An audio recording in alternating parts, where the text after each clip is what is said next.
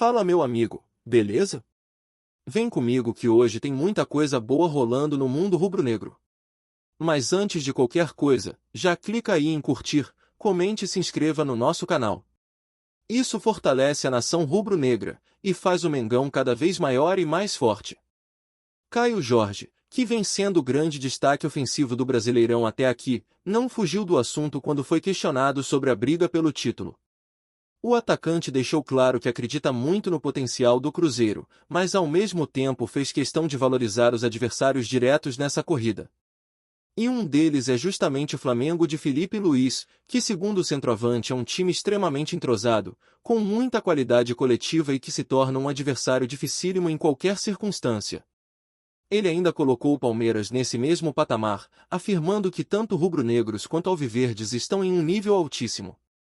O artilheiro comentou que enfrentar essas duas equipes não é nada fácil, já que os dois times têm grupos muito qualificados, acostumados a decisões e que sabem lidar com a pressão de disputar títulos. Mas mesmo assim, ele frisou que a Raposa não se intimida e que os mineiros também têm jogadores de alto nível, capazes de encarar qualquer rival de igual para igual. Para Caio Jorge, o mais importante é confiar no trabalho que vem sendo feito e acreditar que o Cruzeiro tem totais condições de chegar até o fim da competição brigando pela taça. Esse cenário deixa claro como a disputa está afunilando. Hoje, apenas 3 equipes seguem firmes na luta pelo título: Flamengo, Cruzeiro e Palmeiras. Todas estão muito próximas na tabela, o que torna cada rodada ainda mais decisiva. E não é só no Brasileirão que esse equilíbrio se vê. Flamengo e Palmeiras, além de estarem colados na parte de cima da classificação, também estão vivos na Copa Libertadores da América, ambos classificados para as semifinais e apontados como favoritos a conquistar mais um título continental. O Cruzeiro, por sua vez, também segue com calendário cheio. O time mineiro está garantido nas semifinais da Copa Betano do Brasil e já sabe que terá pela frente o Corinthians. Esse confronto, marcado para o mês de dezembro, promete ser duríssimo e pode dar ao clube celeste a chance de conquistar mais uma taça, caso consiga superar o rival paulista. Ou seja, os 3 postulantes ao título nacional seguem também sonhando em levantar troféus paralelos, aumentando ainda mais a importância da gestão do elenco e da concentração em cada partida. E por falar em partidas, o final de semana reserva jogos de peso para o trio de candidatos. O Flamengo entra em campo no domingo, enfrentando o Vasco, às 5h30 da tarde, em um Maracanã que promete estar lotado. O Palmeiras joga no sábado, às 9 da noite, recebendo o Fortaleza no Allianz Parque, em mais um duelo complicado.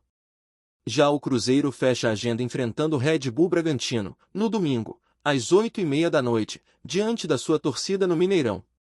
3 jogos fundamentais que podem mexer diretamente na tabela e até mesmo alterar a ordem da briga pelo título. Antes de continuarmos, não deixe de curtir, comentar e se inscrever no nosso canal. Isso é muito importante, pois fortalece a corrente rubro-negra, fazendo nosso Mengão cada vez maior e mais forte. Outro que também falou recentemente sobre a força do Flamengo foi um personagem de enorme peso no futebol sul-americano, Juan Sebastián Verón. Enquanto Caio Jorge havia destacado a dificuldade de encarar o rubro-negro dentro do Brasileirão, agora foi o ex-craque argentino, ídolo e presidente do Estudiantes, quem se rendeu à qualidade do time comandado por Filipe Luís. E o detalhe é que ele fez isso justamente na véspera de um duelo de enorme importância, válido pela Copa Libertadores da América. O Flamengo inicia nesta quinta-feira, às 9h30 da noite, no Maracanã, a sua caminhada nas quartas de final da competição contra o Estudiantes.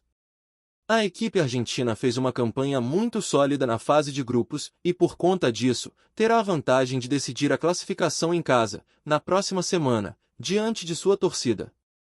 Quem passar desse confronto pesado terá pela frente Racing ou Vélez Sarsfield na semifinal, o que mostra como o caminho até a grande decisão está cercado de rivais tradicionais e duros de serem batidos. Antes da bola rolar, Verón concedeu entrevista e deixou clara sua visão sobre o desafio. Campeão da Libertadores como jogador, alguém que viveu intensamente esse torneio, ele sabe exatamente o que representa estar em um mata-mata dessa magnitude. Por isso, não escondeu a admiração pelo adversário brasileiro.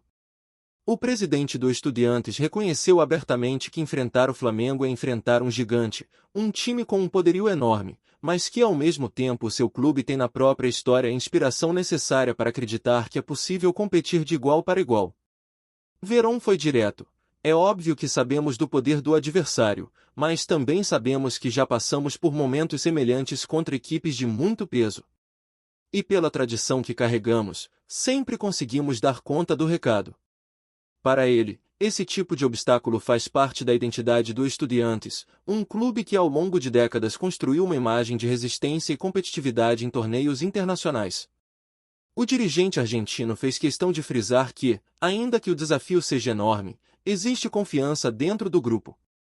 Ele disse que a mentalidade é justamente usar a experiência de tantos confrontos anteriores contra grandes rivais para fortalecer os jogadores neste momento. E completou: este desafio é difícil, mas possivelmente podemos nos destacar e deixar o clube bem representado, seja qual for o resultado, porque já vivemos isso e continuamos vivendo. Ou seja, primeiro foi Caio Jorge reconhecendo publicamente a dificuldade de enfrentar o Flamengo em solo nacional, destacando a força e o entrosamento do elenco. Agora é Verón, um dos grandes símbolos do futebol argentino, admitindo o peso do rubro-negro em uma decisão de Libertadores. Dois personagens diferentes, dois contextos distintos, mas a mesma conclusão: o Flamengo é um adversário respeitado e temido, seja no Brasil ou no cenário continental. Isso mostra o quanto o time segue com a sua imagem fortalecida e encarado como um dos principais protagonistas da temporada. Antes de continuarmos, não deixe de curtir, comentar e se inscrever no nosso canal. Isso é muito importante, pois fortalece a corrente rubro-negra, fazendo nosso Mengão cada vez maior e mais forte. Agora vamos falar da joia da base, Ryan Roberto. O atacante de apenas 17 anos já é tratado internamente como um dos talentos mais promissores do Flamengo. E não se trata de exagero. Os números e as atuações comprovam que o garoto é diferente, capaz de ser protagonista tanto no cenário nacional quanto internacional. Na atual temporada, Ryan soma 21 gols em 39 partidas pelas categorias de base. Só no Sub-17, foram 20 bolas na rede, além de um gol marcado no Sub-20, categoria em que ele começa a dar seus primeiros passos. O detalhe é que ele não atua como centroavante fixo, mas sim pela ponta esquerda, explorando velocidade, dribles curtos e finalizações precisas. Essa versatilidade, aliada a uma maturidade acima da média para sua idade, faz com que seu nome ganhe ainda mais destaque. Com esse desempenho, é natural que a Europa passe a observar o jovem rubro-negro. O Real Madrid, conhecido pela política de apostar em talentos precoces, já monitora a evolução do atacante.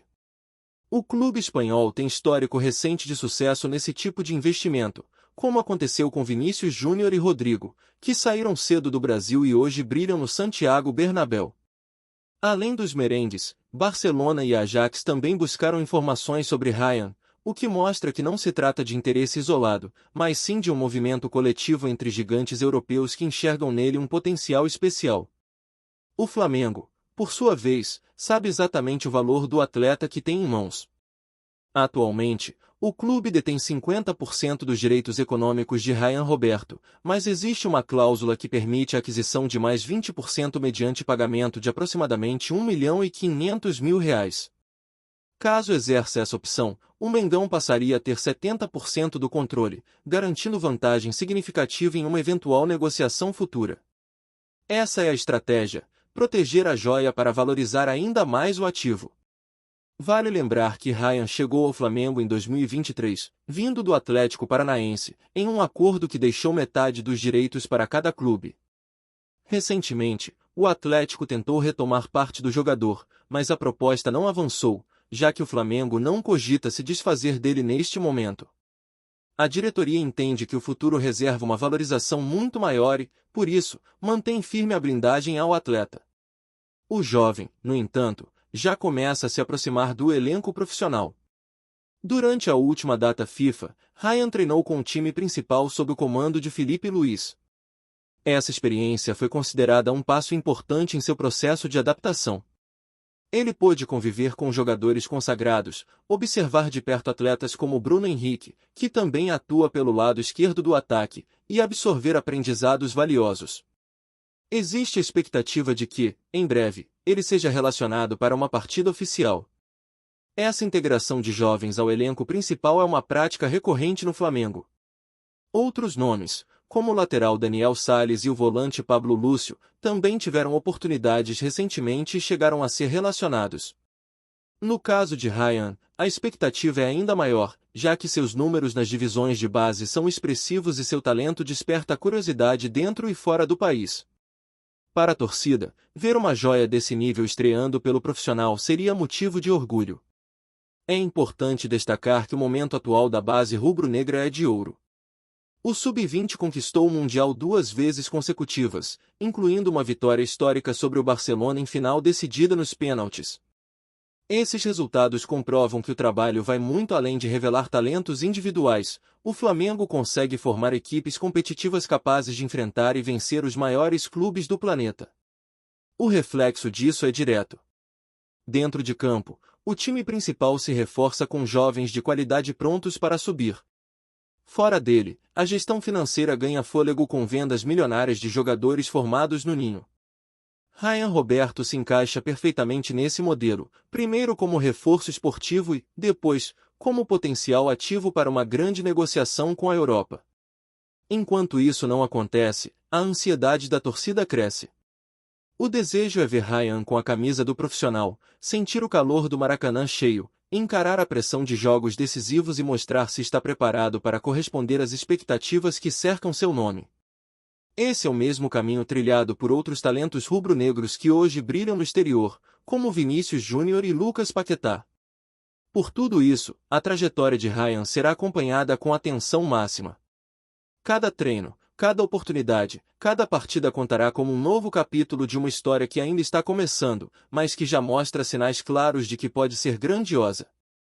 O futuro desse garoto promete, e o Flamengo, mais uma vez, tem em mãos uma joia capaz de marcar época. Antes de continuarmos, não deixe de curtir, comentar e se inscrever no nosso canal. Isso é muito importante, pois fortalece a corrente rubro-negra, fazendo nosso Mengão cada vez maior e mais forte. Arrascaeta está vivendo uma fase realmente especial no Flamengo em 2025. Desde que assumiu a mítica camisa 10, em dezembro do ano passado, o uruguaio se transformou em protagonista absoluto da equipe de Felipe Luiz, atingindo números impressionantes e que o colocam lado a lado com alguns dos maiores nomes que já vestiram o manto rubro-negro.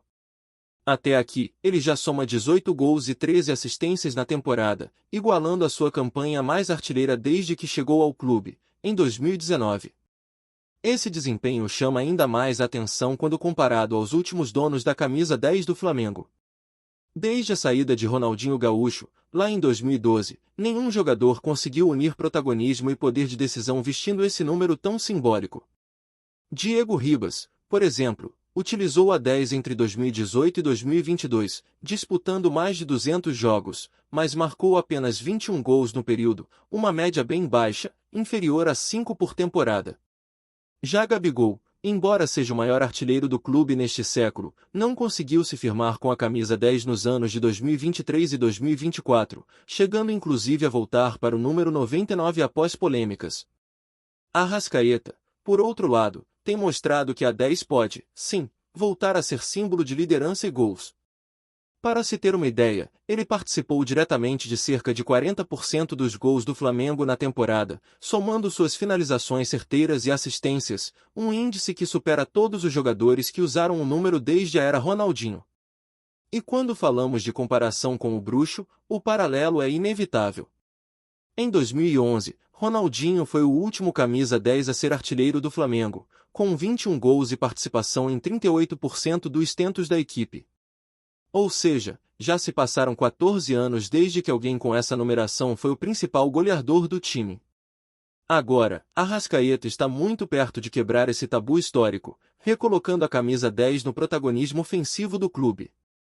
Essa combinação de gols, assistências e regularidade nos momentos decisivos faz com que o uruguaio viva talvez o melhor ano da sua carreira no Rio de Janeiro.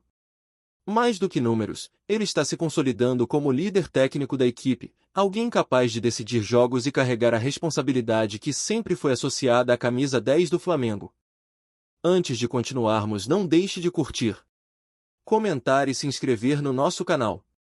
Isso é muito importante, pois fortalece a corrente rubro-negra, fazendo nosso Mengão cada vez maior e mais forte.